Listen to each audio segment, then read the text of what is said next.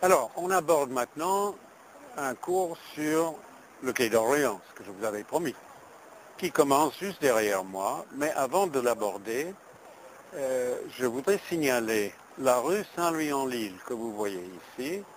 J'ai parlé dans l'introduction d'un développement urbanistique.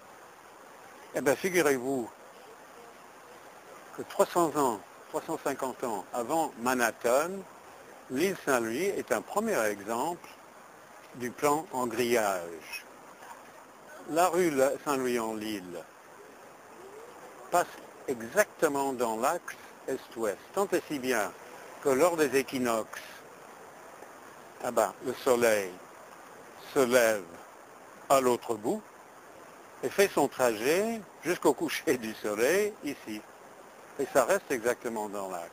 Premier point. Deuxième point, c'est qu'il n'y a, pour les rues latérales, il n'y a que des coins à 90 degrés. Donc c'est vraiment Manhattan avant la lettre. Avant d'aller plus loin, juste pour l'anecdote, la brasserie que vous voyez ici, la brasserie de l'île Saint-Louis, est connue dans la communauté anglophone comme le Big O, the Big O, le grand oasis. Parce que, il y a quelque temps encore, mais il est parti maintenant, le patron était fan de rugby et accueillait régulièrement des Irlandais, des Écossais, des Anglais, etc., lors de matchs où les Bleus jouaient aussi. Un souvenir personnel, un dimanche vers 3 heures du matin, j'habitais pas loin, et il y a eu un concert de klaxons qui m'a réveillé. Je me suis dit, mais qu'est-ce qu'ils font ces gens-là? Et puis je me suis dit, mais il y a peut-être un problème. Je me suis habillé, je suis descendu dans la rue Saint-Louis-en-Lille, et ce qui se passait, c'est qu'il y avait 3 Écossais, l'Écosse ayant battu la France, qui remontaient dans le sens contre celui de la circulation, la rue Saint-Louis-en-Lille, en kilt. Et je ne sais pas depuis combien de temps ils faisaient ça, ils étaient à 4 pattes, mais il y avait 5 ou 6 voitures qui visiblement s'énervaient, qui étaient là depuis un bon moment. Alors je suis retourné me coucher.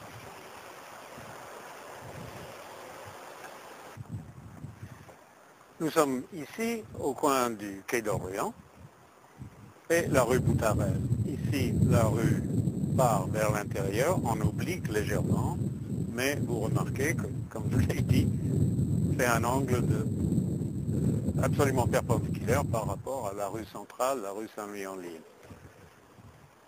Donc les quais ont des noms nobles, dynastie monarchique. Boutarel, c'était qui? C'était un seigneur, c'était un haut fonctionnaire. Le Boutarel en question a vécu au milieu du 19e siècle, était teinturier de son état. Alors peut-être vous pensez qu'il a travaillé pour Napoléon III comme teinturier. Non. Il faisait partie de la garde nationale. Alors pourquoi une rue a son nom? Parce qu'il a inventé quelque chose de très important pour les militaires. Et cette chose lui a valu l'opprobre éternel de beaucoup de soldats. C'est le sac à dos.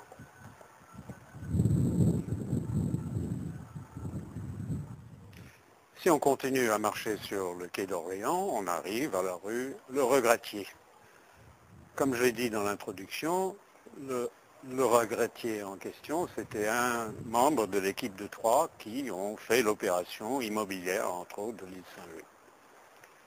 Mais au cours des siècles, le nom a évolué, c'est devenu à un moment donné Regrettière. J'ai vu des plans du 18e où c'était marqué la rue Regrettière, puisqu'il y avait un magasin dans cette rue, petit magasin modeste, de regras, c'est-à-dire de dépôt-vente. Ensuite, c'est devenu la rue de la femme sans tête, et ça, on y viendra dans un autre cours.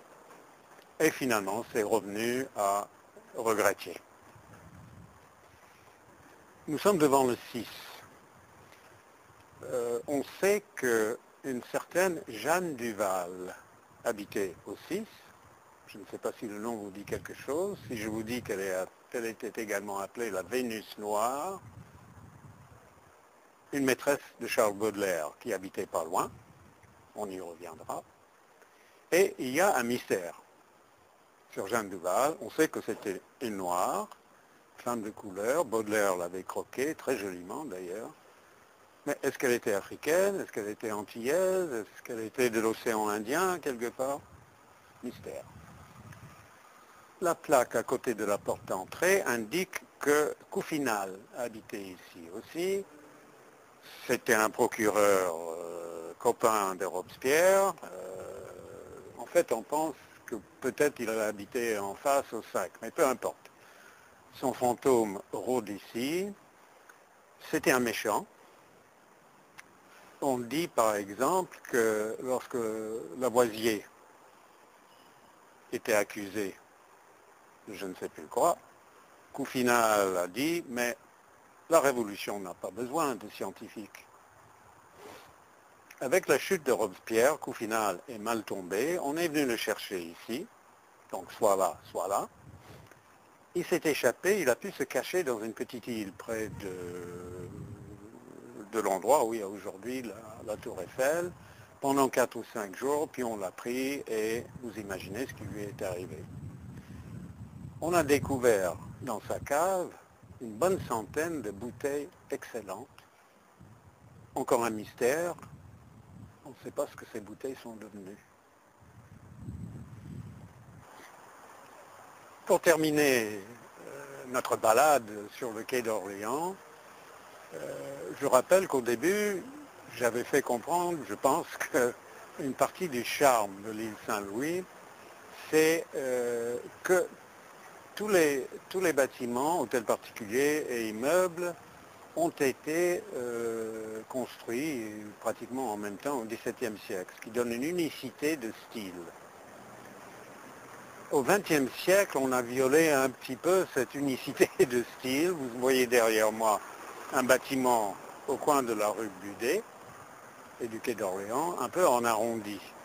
Bon, clairement, pas du XVIIe siècle. Et un peu plus loin, vous voyez un bâtiment comme ça, un peu concave, également du XXe siècle. Lorsqu'on a élargi la rue des Deux Ponts, traversant l'île, et ça a donné lieu à des événements cocasses qu'on va évoquer un peu plus tard. Pour revenir à cette maison derrière moi, j'ai déjà parlé du romancier américain James Jones, il habitait là. Et la légende veut que lorsqu'il a eu son premier grand best-seller, Tant qu'il y aura des hommes, subitement il avait de l'argent et il aurait acheté le rez-de-chaussée. Best-seller suivant, premier étage. Best-seller suivant, deuxième étage. Et ainsi de suite, jusqu'au moment où il est reparti aux États-Unis, un peu fatigué, et il est décédé aux États-Unis.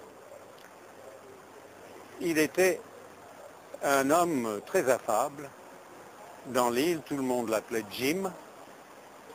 Et il faisait souvent salon, entre guillemets, au premier étage ici, le dimanche. Vous imaginez la vue sur Notre-Dame, sur la rive droite, aujourd'hui sur la tour Montparnasse. Je pense qu'il n'a pas connu.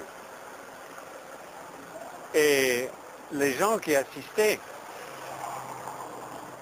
à ce salon se sont rendus compte qu'il valait mieux partir vers 17-18 heures. Parce que sinon, le poker commençait et on jouait jusqu'à ce que James Jones gagne. Et ça pouvait être 2-3 heures du matin. Un dernier point, juste un peu plus loin, se trouve le centre culturel polonais et le musée Mickiewicz.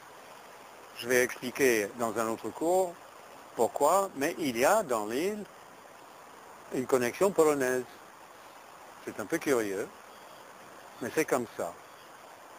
Mickiewicz, le poète national, a vécu ici à un moment donné, et un peu plus loin habitait Marie Curie.